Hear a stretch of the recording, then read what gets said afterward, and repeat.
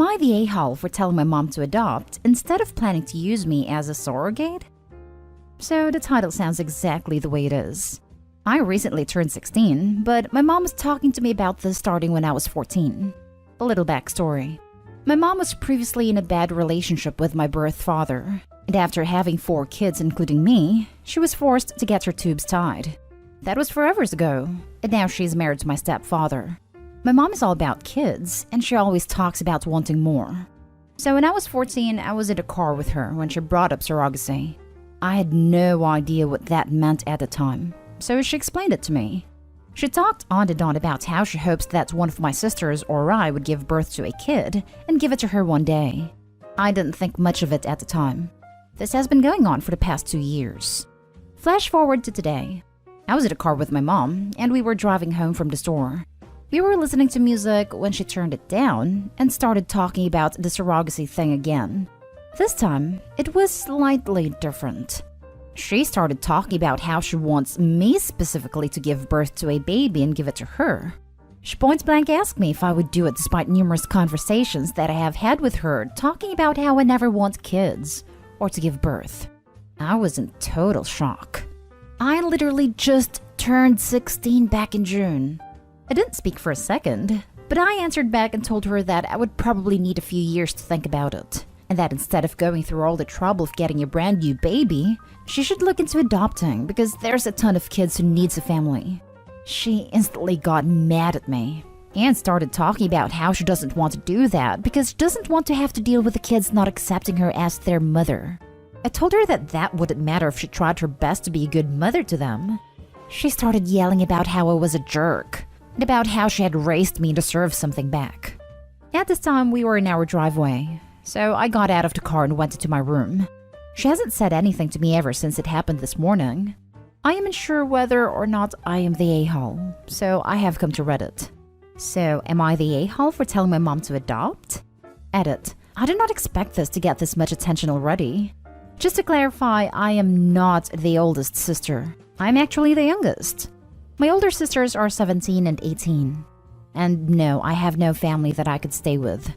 My birth dad's side of the family are terrible people, and all live in Texas, my birth state, and I currently live in another state.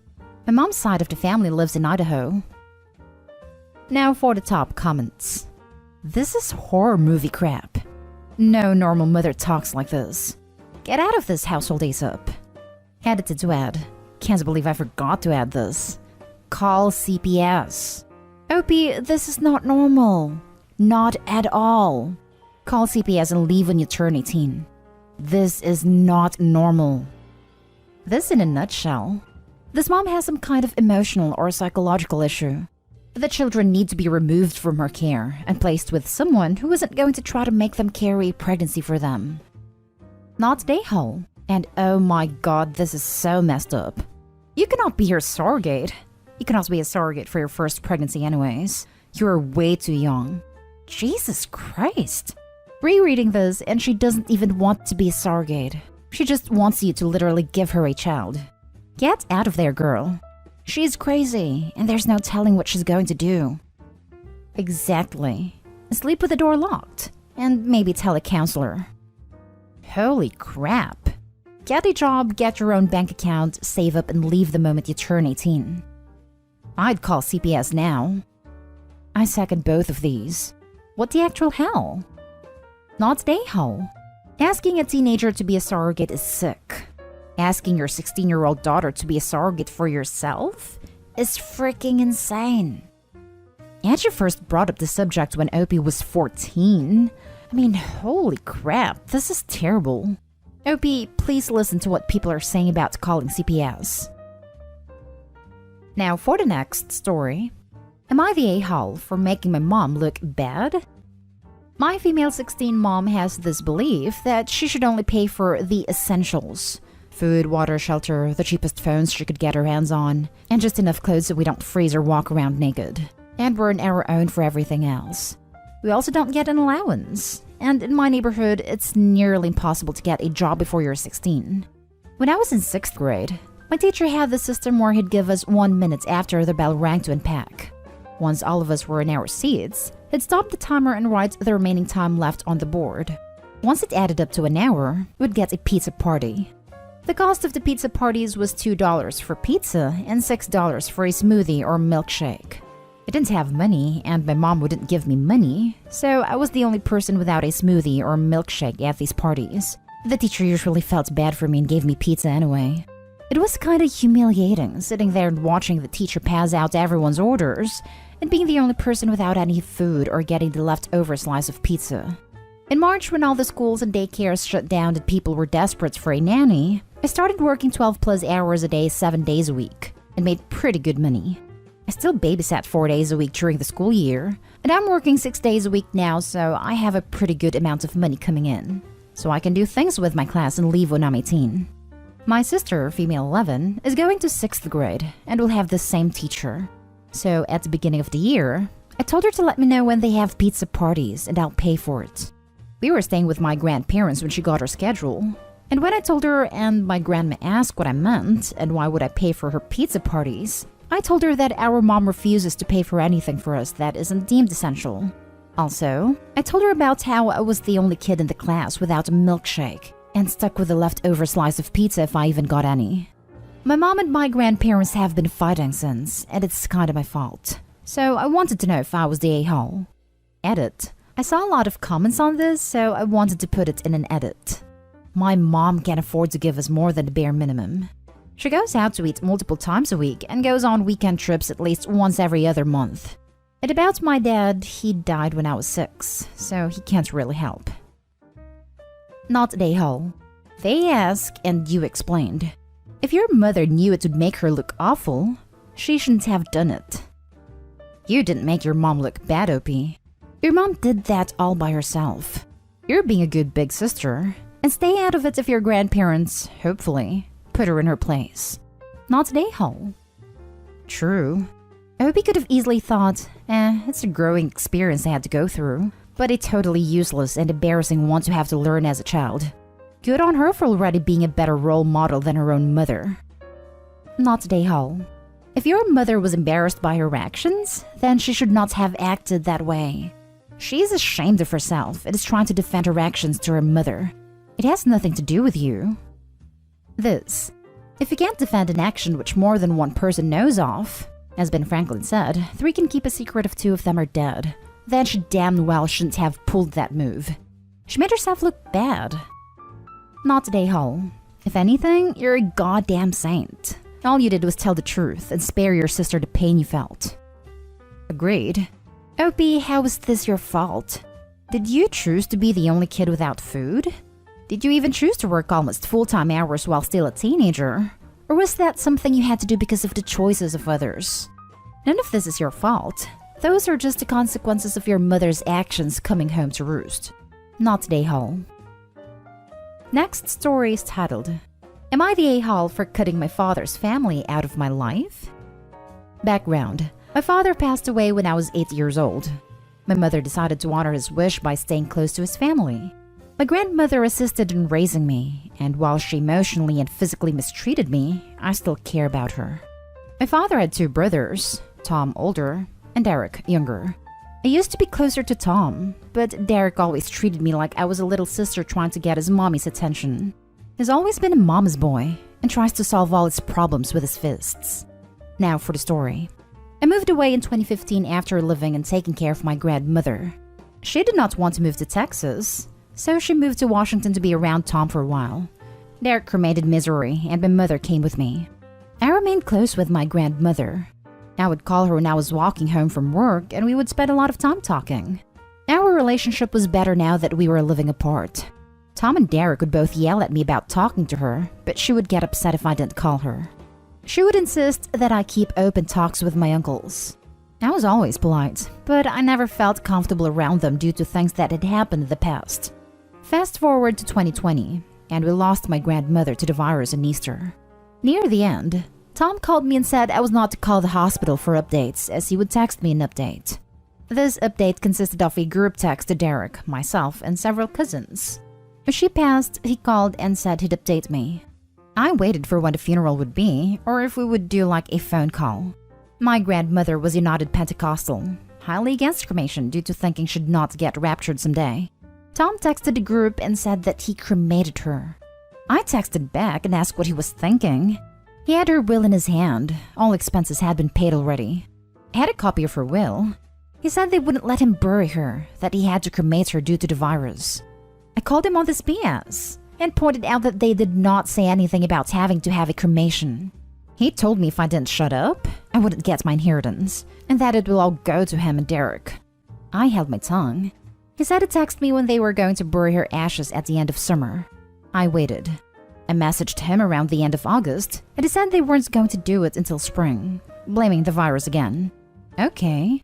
In October, I get a text with pictures of him, Derek, and a few other family members burying her ashes.